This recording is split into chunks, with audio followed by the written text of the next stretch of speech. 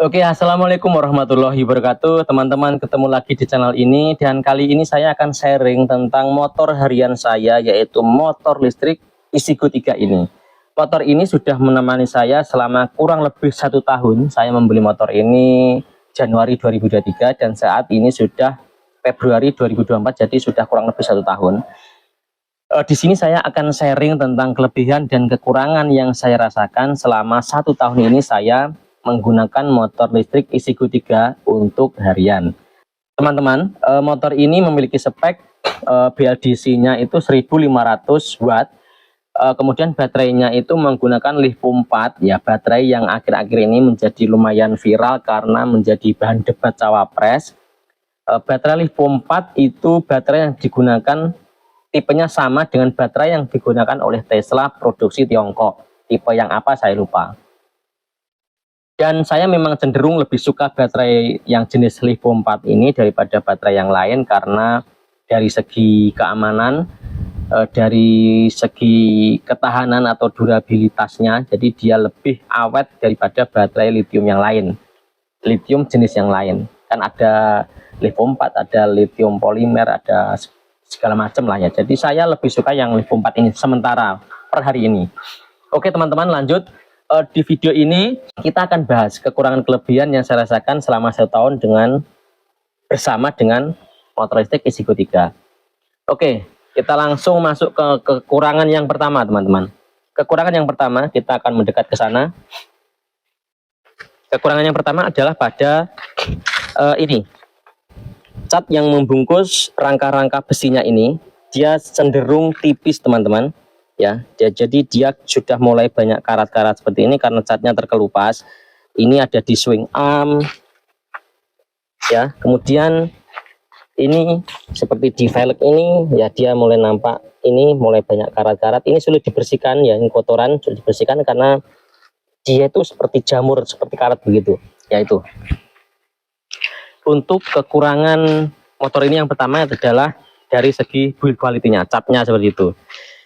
Nah, kemudian yang kedua ini masih tentang build quality, yaitu kemarin pas saya baru beli itu ini masuk air, di situ masuk air, di sini masuk air. Penyelesaiannya adalah saya gunakan saya seal ulang, ya, saya seal ulang sampai istilah Jawanya itu sampai tepung, ya, atas dan bawah ini saya bongkar, saya seal ulang, dan setelah saya seal ulang akhirnya itu sudah tidak ada air yang masuk.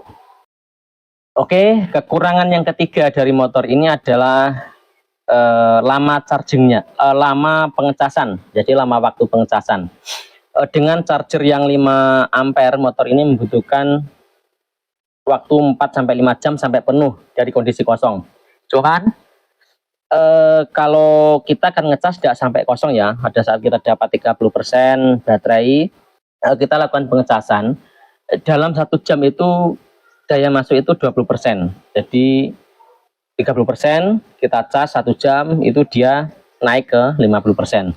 Kurang lebih seperti itu. Cuman kalau sudah mencapai 80% itu dia laju pengisiannya itu melambat sampai akhirnya di 100% dia berhenti. Sebenarnya ini bisa kita sikapi dengan membeli charger yang 9 ampere, cuman saya tetap bertahan di 5 ampere karena yang pertama saya tidak atau belum memiliki saya belum akan menggunakan motor ini untuk jarak jauh, ya, untuk touring dan sebagainya segala macam. Saya hanya menggunakan motor ini untuk komuter di 1 kecamatan saja, dan 1 kecamatan ini itu masih bisa dijangkau dengan 1 kali pengecasan baterai. Jadi saya tidak perlu mengecas di jalan, itu saya belum membutuhkan itu. Jadi saya 5 ampere itu cukup. Karena apa? 5 ampere itu juga lebih awet ke baterai daripada yang 9 ampere. Jadi baterai itu cenderung lebih awet jika laju arus pengisian itu lebih lambat. Kalau tidak salah begitu teman-teman, ya. Oke, jadi dari segi pengecasan dengan charger yang 5 ampere membutuhkan waktu yang relatif lama. Itu kekurangan yang berikutnya. Menurut saya, bagi saya pribadi, itu masih dalam batas toleransi. Apalagi saat ini motor listrik Ichigo 3 ini sudah mendapatkan subsidi, dan di harga barunya on the road kalau tidak salah, ya, itu ada di kisaran harga 12 jutaan, 12,9 kalau tidak salah. Itu sudah menurut saya sudah worth it banget. Nah, kemudian sekarang kita lanjut ke plusnya atau kelebihan motor listrik jika kita bandingkan dengan motor konvensional. Yang pertama, yang pasti adalah lebih, menurut saya ya, ini lebih eco-friendly. Dari segi kebisingan suara, dari segi polusi udara, menurut saya ini lebih friendly ke lingkungan. Oke, katakanlah kita mengecas dengan menggunakan listrik hasil dari pembangkit listrik tenaga batubara. Itu kan juga mengeluarkan polusi begitu ya. Tapi menurut saya ya, daripada polusi ini diecer di seluruh ruas jalan, menurut saya ini akan lebih relatif lebih baik jika ini terpusat di satu tempat di PLTB itu tadi. Jadi jalan-jalan di lingkungan itu bersih. Itu menurut saya. Apalagi saat ini pemerintah semakin berbenah untuk menghasilkan listrik yang lebih ramah lingkungan, seperti ada wacana di Kecamatan Munjungan itu akan ada PLTB ya, pembangkit listrik tenaga bayu. Maksudnya bayu itu angin, jadi pembangkit listrik tenaga angin, seperti yang ada di Sindrap kalau tidak salah. Nah, seperti itu rencananya akan dibangun, saat ini sedang proses studi kelayakan. Jadi sudah ada pincir satu, itu akan diuji debit anginnya segala macam, mungkin seperti itu, saya tekniknya kurang tahu, tapi memang ada wacana di Kecamatan Munjungan itu akan dibangun PLTB. Oke teman-teman, jadi kelebihan yang pertama adalah ini minim dari polusi suara, dan harapannya juga bisa semakin meminimkan polusi udara di lingkungan. Oke, keunggulan yang kedua atau kelebihan yang kedua yang saya rasakan adalah dari segi efisiensi. Jika kita compare dengan kendaraan atau motor konvensional yang menggunakan BBM. Oke, kita hitung berapa efisiensi yang kita dapatkan atau berapa penghematan yang kita dapatkan selama 1 tahun saya menggunakan motor ini. Yuk. Nah, ini teman-teman saya sudah mencoba untuk menghitung kasar saja ya. Jadi anggaplah ini adalah penghematan saya dan ini adalah simulasi jika digunakan oleh ojek online atau kalian yang dalam satu hari menempuh jarak 50 km. Nah, ini untuk penggunaan saya ya. Jadi dalam 1 tahun ini saya menempuh jarak 4.100 km. Anggaplah jika kita menggunakan motor konvensional itu kita per liternya itu bisa menempuh jarak 50 kilo, maka kita membutuhkan 82 liter.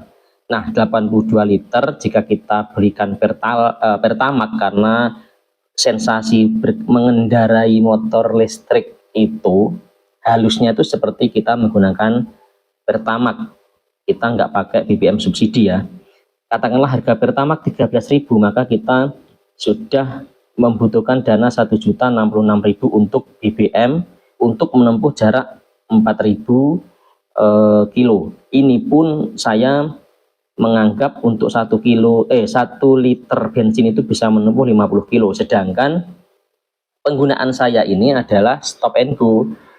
Sedangkan motor listrik, motor bensin konvensional itu, motor konvensional kalau stop and go itu lebih boros. Tapi ini saya menggunakan rata-rata 1 liter bisa menempuh 50 kilo. Nah, total ini untuk BBM saja saya menghemat 1.066.000. Oke, kemudian untuk oli ganti setiap 2 bulan itu 6 kali ganti ya kalau motor konvensional. Nah, oli 1 kali ganti anggaplah 50.000. Berarti kita selama 1 tahun 6 kali ganti oli itu 300.000.